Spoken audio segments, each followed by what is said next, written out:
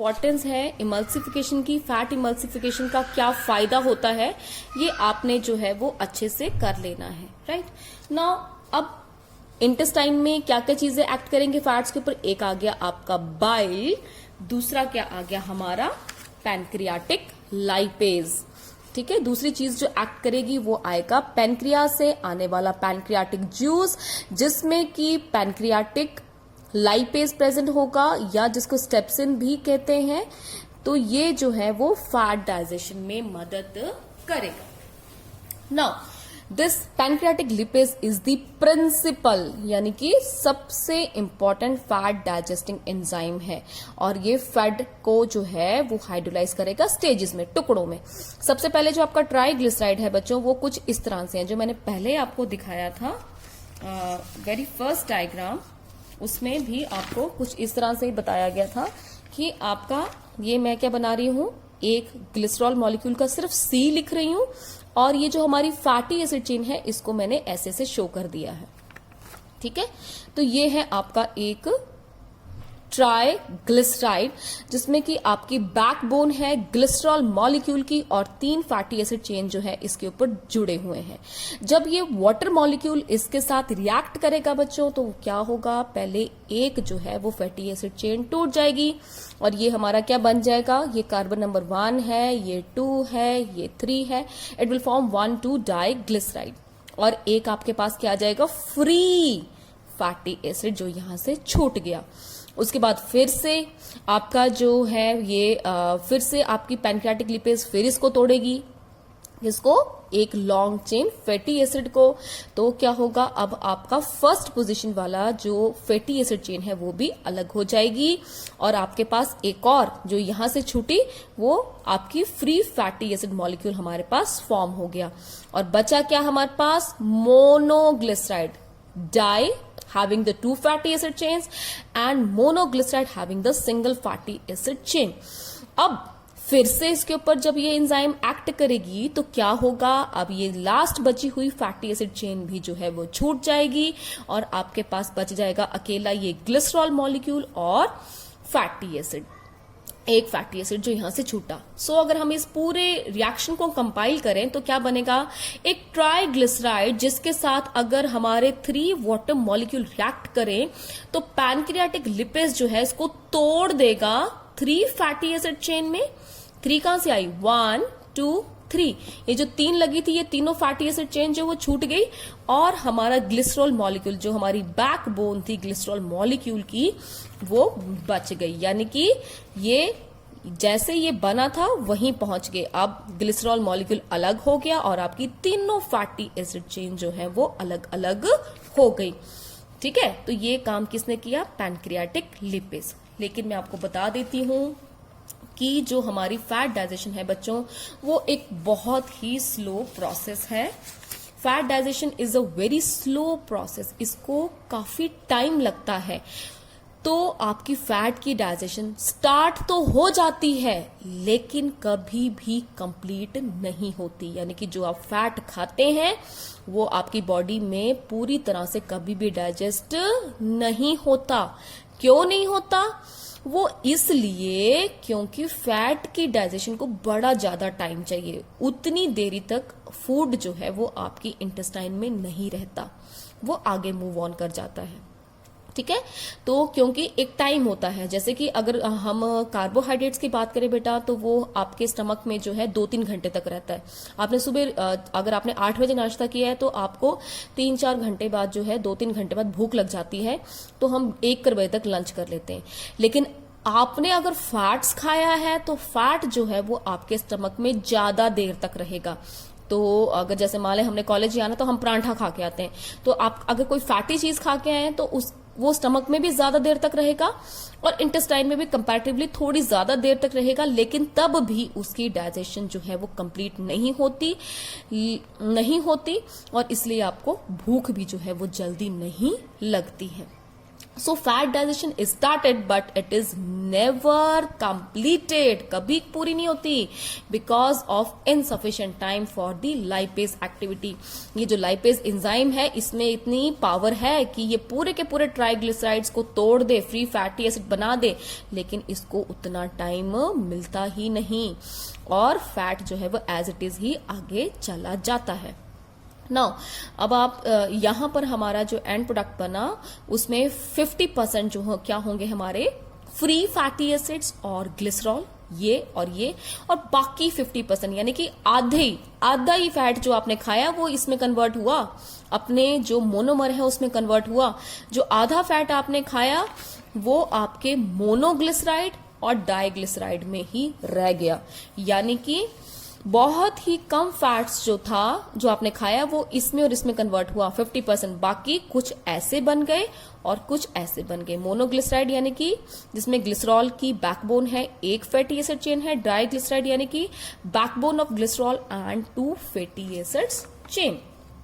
ठीक है, अब इंटेस्टाइन में अगला कौन इसके साथ जुड़ेगा? कौन जुड़ेगा? इंटेस्टाइन के लाइपेज, इंटेस्टाइन के जूसेस।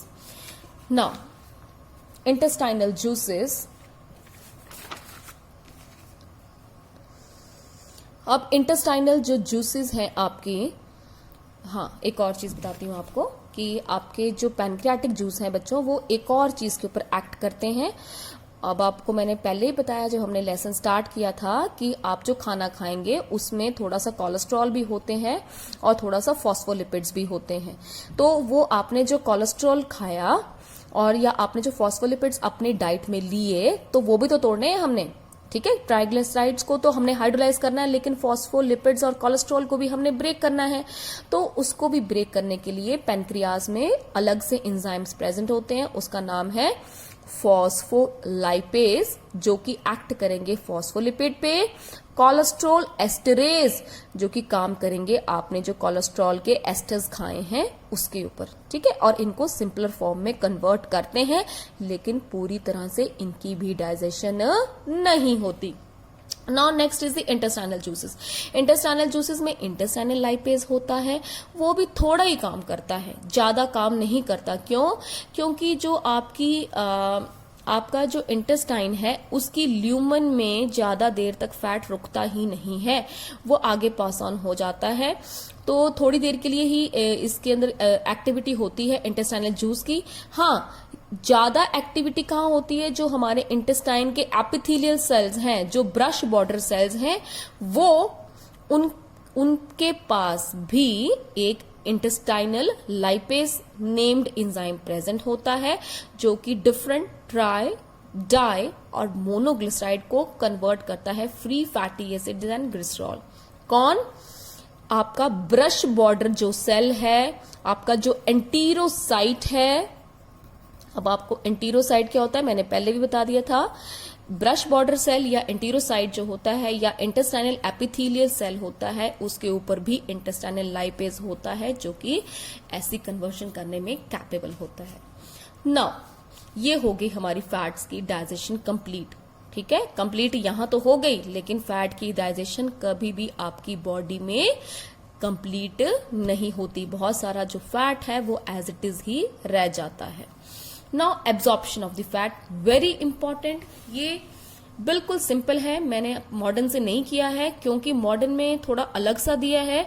जैसा मॉडर्न में दिया है वो मैं नहीं कर रही हूँ, मैं प्रदीप को फॉलो कर रही हूँ। इसके अलावा मेरे पास एक और बुक है और मैंने थोड़ा नेट से भी सर्च किया, तो जैसा ज्यादा लोगों का व्यू है वो मैंने यहाँ पर आपको बताया है। ठीक है, we will not follow the modern for this. Modern में मुझे उतना अप्रोप्रिएट नहीं लगा। So absorption of the fats, end product of the digestion. हमने जो फैट खाया उसका एंड प्रोडक्ट क्या क्या निकला बच्चों? Monoglyceride, free fatty acids, glycerol, cholesterol, थोड़ा सा ड्राई ग्लिसराइड, ये सारे के सारे जो हमें मिल गए। और ये सारे के सारे मॉलिक्यूल एम्फीफैटिक नेचर के हैं, यानी कि इनका हेड जो है वो क्या है? पोलर है, और इनकी टेल जो है बच्चों वो क्या है? Non polar.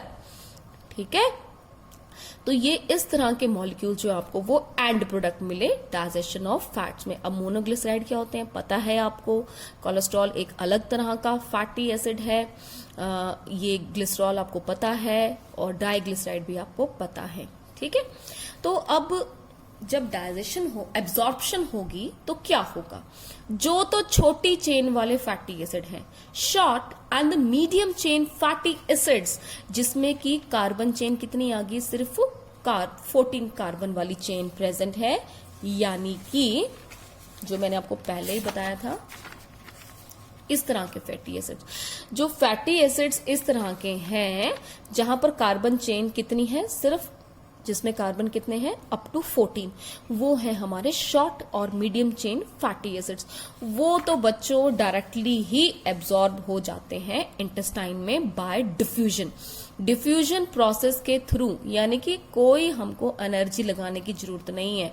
ये शॉर्ट चेन मीडियम चेन जो है वो इंटेस्टाइन का जो सेल है, एंटीरोसाइट है, उसको डायरेक्टली ही एब्जॉर्ब कर लेता है और अंदर चलकर लैक्टियल्स में भेजता है। The fat so digested do not enter the blood, ठीक है, वो कहां जाएगी, लैक्टियल्स में। हमने पढ़ा है ना विलाई का स्ट्रक्चर, आपने लास्ट ईयर भी पढ़ा है, उस दिन मैंने बताया भी था कि जो भी फैट होगा वो कहां जाएगा, लैक्टियल्स में जाएगा। तो शॉर्ट चेन का तो चलो हो गया निपटारा कि वो कहां जाएंगे। अब बड़ी कार्बन चेन वाले फैटी एसिड्स है वो कहां जाएंगे, जो मोनोग्लिसराइड में बड़ी लंबी फैटी एसिड चेन है, या हमारे और डाइग्लिसराइड है, या जो ये फ्री फैटी एसिड है जिसमें कार्बन चेन बड़ी लंबी है, उनका क्या बनेगा, उनका बनेगा micelle. Very important, mixed micelle बनेगा, मिक्स्ड मिसेल, यानी कि ये जितनी भी चीजें हैं ये एक घेरे में आ जाएंगी, इनको एक कमरे में बंद कर देंगे हम, या एक गाड़ी में डाल देंगे। ये जो हमारे साथ जिनकी डाइजेशन कंप्लीट नहीं हो पा रही है उनको उठाना हमने और एक हमने गाड़ी में बिठा देना है। कौन कौन है वो लोग, long chain fatty acids, biles, long chain fatty acid, monoglyceride, cholesterol and fat soluble vitamin. आप जानते हैं हमारे vitamin A, D, E, K are the fat soluble vitamin. तो भाई इनकी भी तो डाइजेशन जरूरी है। ये तो हमारे इनकी डाइजेशन जो है वो भी आपकी नॉर्मल डाइजेशन के जैसे नहीं होगी, इनको भी डाइजेशन के लिए उसी गाड़ी में जाना पड़ेगा जिसमें बाकी फैट सॉल्युबल सब्सटेंसेस जा रहे हैं। देखिए जैसे मान लो हमने अंब से ऊना आना है, तो अंब से जब हम ऊना आएंगे तो जो बसाल वाले लोग हैं वो भी उसी बस में बैठेंगे, जो आपके लाल सिंगी वाले लोग हैं वो भी उसमें बैठेंगे, जो झलेड़ा वाले लोग हैं वो भी उसमें बैठेंगे। तो ये सारे लोग एक ही स्टेशन पे जा रहे हैं, तो ये भी उसी स्टेशन पे जाना चाहता है, तो ये भी इन्हीं की बस में जो है वो बैठ जाएगा। कौन, फैट सॉल्युबल विटामिन्स। नाउ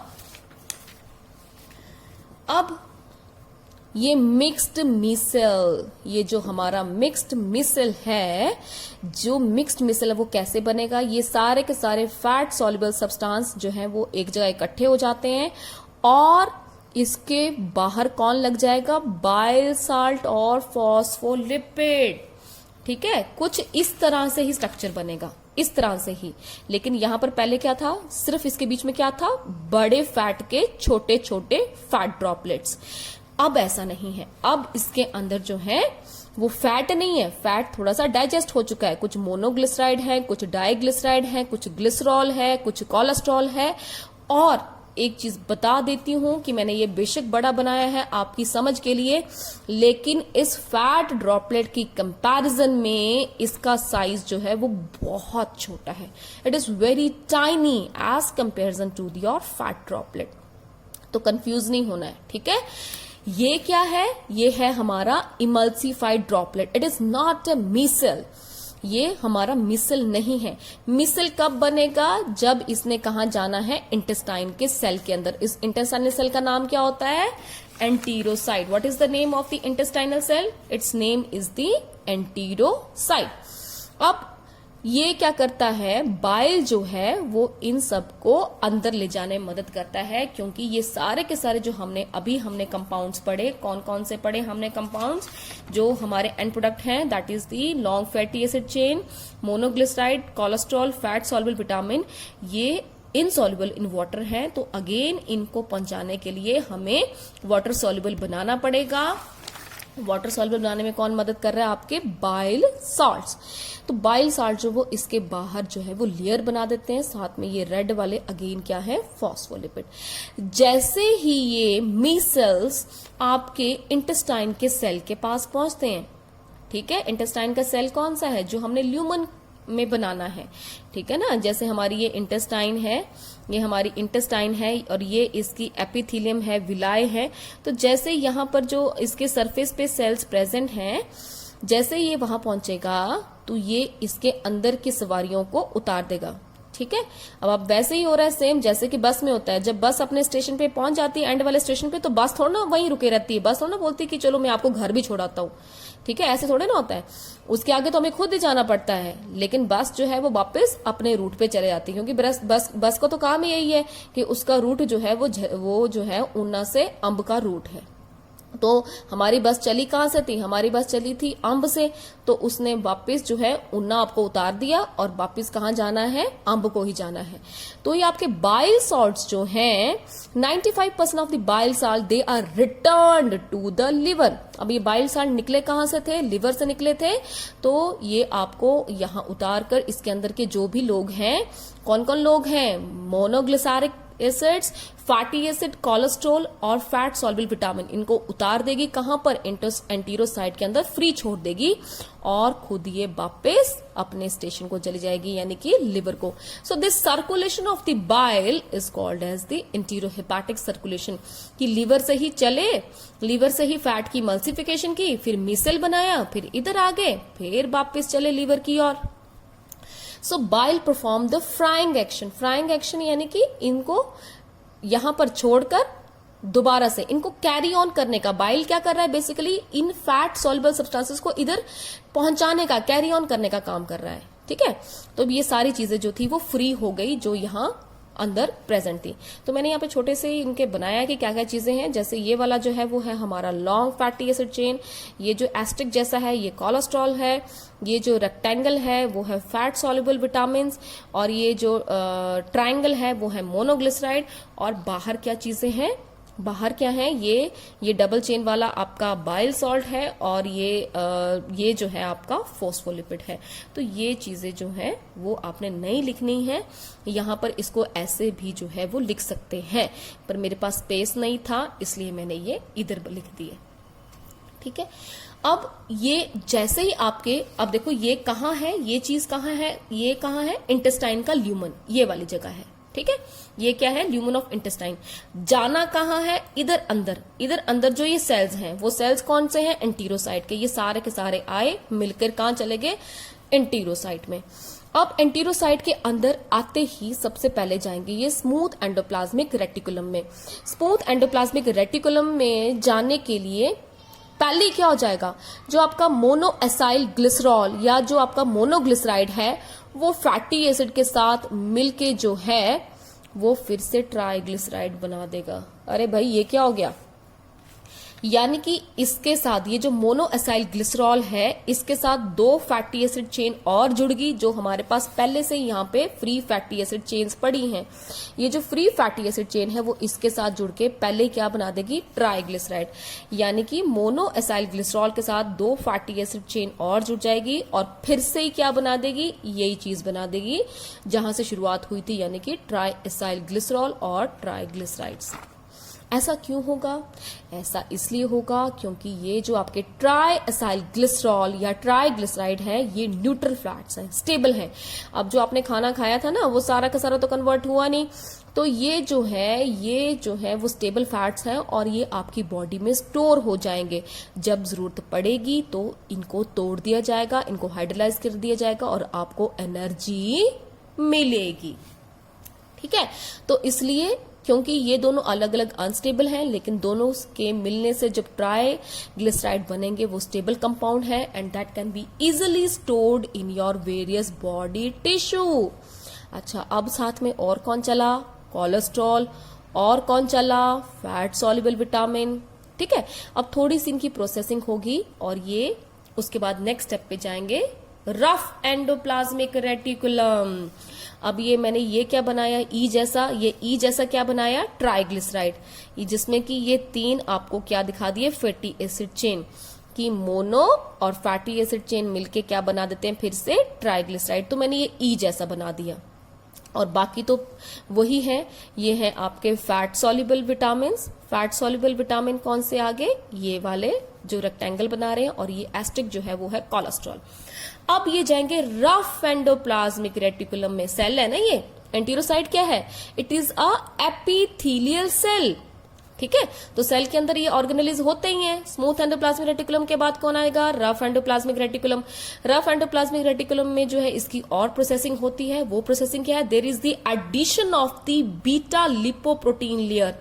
एक प्रोटीन लेयर जो है इसके ऊपर जो है वो चढ़ जाती है।